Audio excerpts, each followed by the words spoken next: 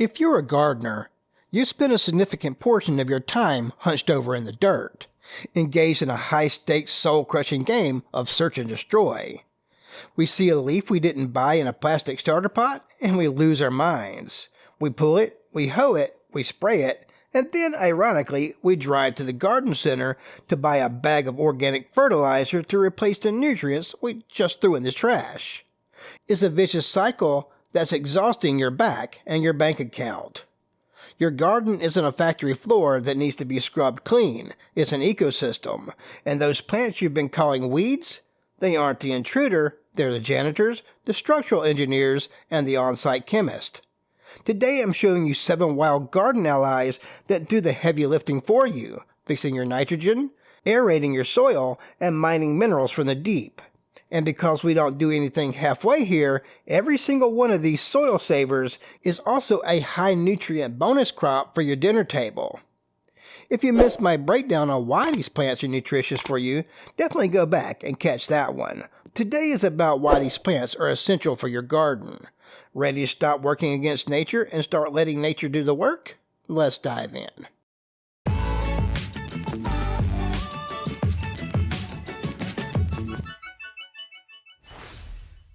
First up is the plant that launched 1,000 lawn care commercials, the dandelion. Now, most people see that yellow flower and reach for the herbicide, but in a vegetable garden, the dandelion is actually a biological drill. If you've got heavy, compacted clay soil, you've probably been told you need to get out there with a gas-powered tiller to fluff things up. Don't do it. Mechanical tilling is like a horizontal earthquake for your soil's microbiology. It shatters the delicate mycorrhizal networks, the fungal internet your plants use to communicate, and leaves your dirt structurally dead. The dandelion, however, is a precision tool that sends down a singular powerful taproot that punches through hard-pan soil that a shovel can't even dent. It creates deep channels for water and oxygen without disturbing those microbial neighborhoods. And when the root eventually dies, it leaves behind a vertical worm highway lined with organic matter. It's aeration without the destruction. And while it's tilling your soil, it's also growing your dinner. Those young spring leaves have more vitamin A than spinach, and the yellow petals are loaded with antioxidants. You aren't just aerating your garden, you're growing a gourmet multivitamin right next to your tomatoes.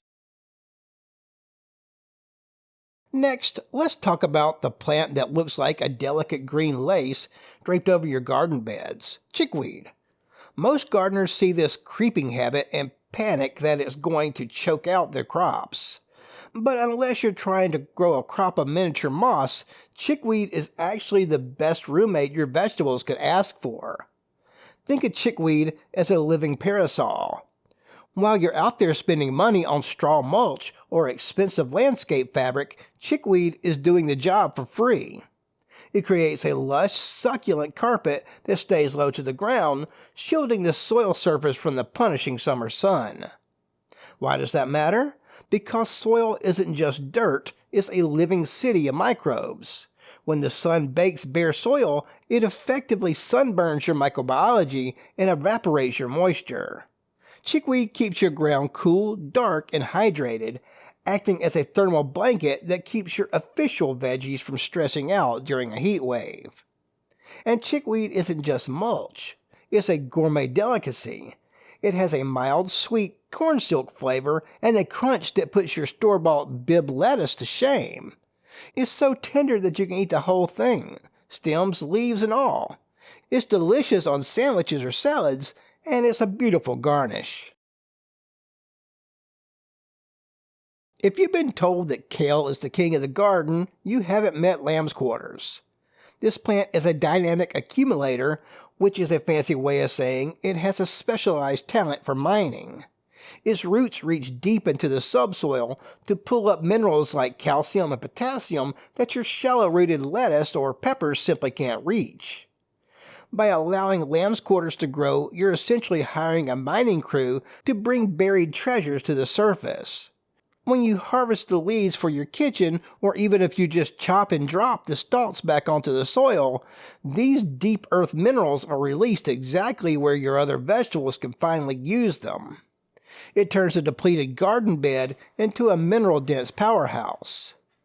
But don't give it all to the soil. Often called wild spinach, Lambsquarters is a primary source of bioavailable protein and calcium. It's earthy, buttery, and lacks the bitter bite of kale or the metallic tang of store-bought greens. Use it as a one-to-one replacement in any recipe calling for spinach, from morning smoothies to sautéed sides. And realize you've been overpaying for a lower quality version of what's already in your backyard. This is one you don't often hear about in mainstream YouTube videos, but in the world of permaculture, it's legendary. If you have fruit trees or a food forest, Comfrey is the ultimate partner. It produces a massive amount of leaf matter that can be cut down several times a year to provide a high potash mulch. It's often called green manure on tap. Instead of buying bags of composted cow manure, you simply chop and drop these large fuzzy leaves right at the base of your heavy feeding plants. As they break down, they release a slow-release NPK meal that feeds your trees and shrubs exactly what they need for fruit production.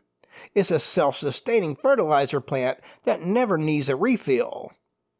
While its primary food value is for your soil, or used medicinally as a topical poultice for knitting skin back together, the young leaves are used in traditional cuisines as a savory fritter. However, the true culinary gift to you is indirect. By feeding your garden, it ensures the rest of your bonus crops are as nutrient-dense as possible. Most people spend a small fortune trying to kill clover to get the perfect golf course lawn, but they are literally poisoning their own fertilizer. As a legume, white clover has a superpower. It works with specialized bacteria in the soil to pull nitrogen right out of the air and fix it into the ground. It's a living nitrogen factory.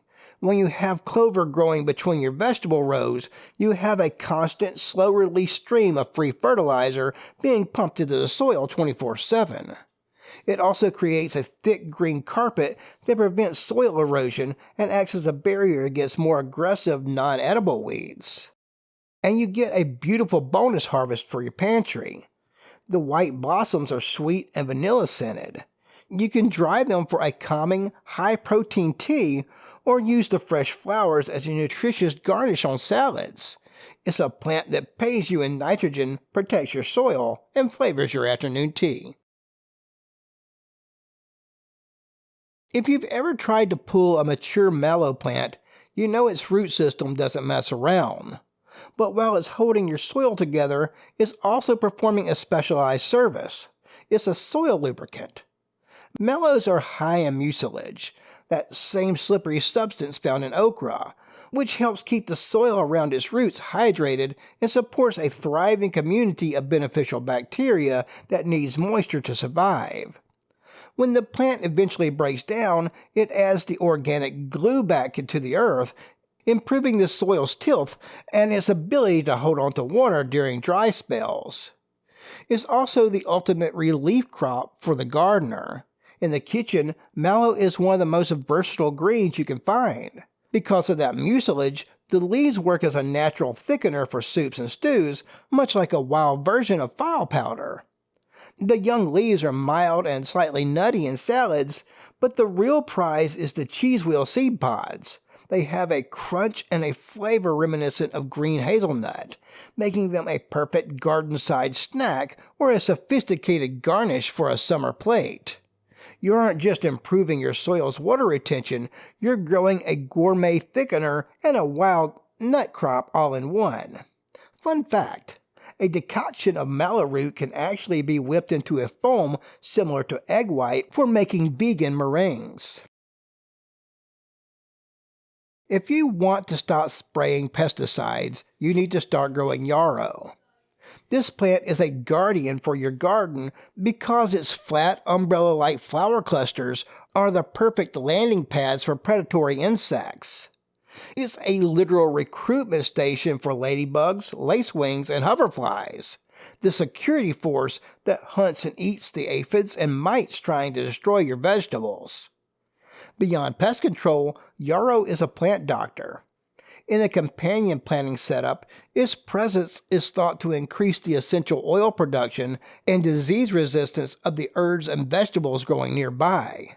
It's an overachiever that makes everything around it stronger and more resilient. For the pantry, yarrow is a classic wild herb with a rich history. The leaves and flowers can be diced and used as a potent medicinal tea for digestive health or as a pot herb to add a complex bitter depth to home-cooked dishes. It's the final piece of the puzzle, a plant that protects your crop, heals your body, and brings professional-grade biodiversity to your backyard. Foraging isn't just about finding free food. It's about recognizing the biological intelligence that is already working in your favor.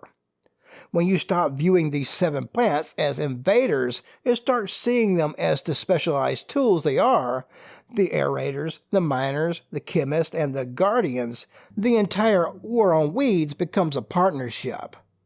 The puzzle of a successful garden isn't solved with a heavier hoe or a stronger chemical. It's solved by stepping back and allowing the abundance of the wild to anchor your cultivated rows. By learning to manage and harvest these staples, you aren't just opting out of the expensive fertilizer cycle, you're stepping back into the resilience we were always meant to live in. You get a healthier garden, a more vibrant soil microbiome, and a bonus crop that outperforms anything in the grocery store aisles. If you're ready to stop fighting your land and start reclaiming it, hit that subscribe button and drop a like. And as always, eat the weeds.